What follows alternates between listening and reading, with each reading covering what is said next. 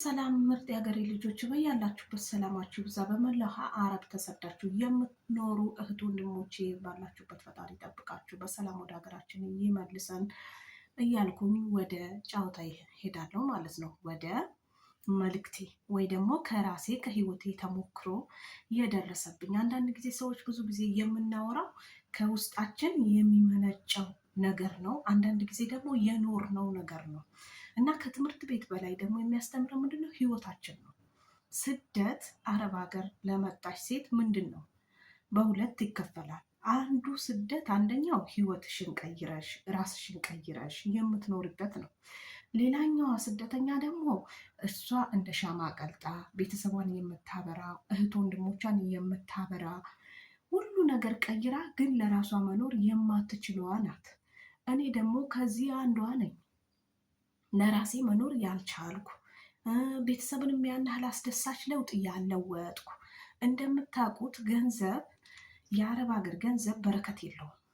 እናንተ ለምሳሌ እዚህ እየሰራው አይ ለከሌ 2,000 ብር ስጪ፣ ለከሌ 5,000 ብር፣ ለከሌ 10,000 ብር እያልኩኝ ነው ዘመኔን ያባከንኩት ማለት ነው። ወይ እነሱን አልቀየርኩ ወይ ራሴ አልተቀየርኩ። ታዲያ ምንድን የሆንኩት? እዛው በዛው መታሸት፣ እዛው በዛው መታሸት። አሁን ለሶስተኛ ጊዜ አረብ ሀገር መጣሁ።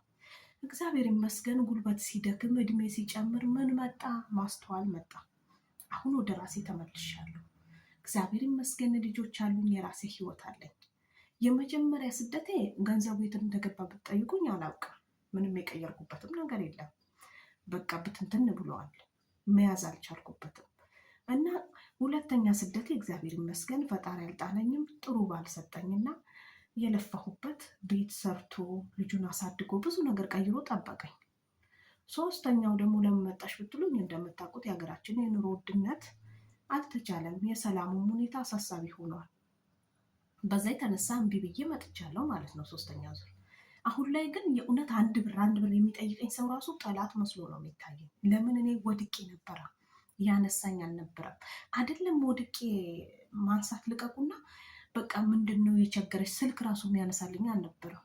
በጣም ተፈትኜ ነበር የመጣሁት ማለት ነው።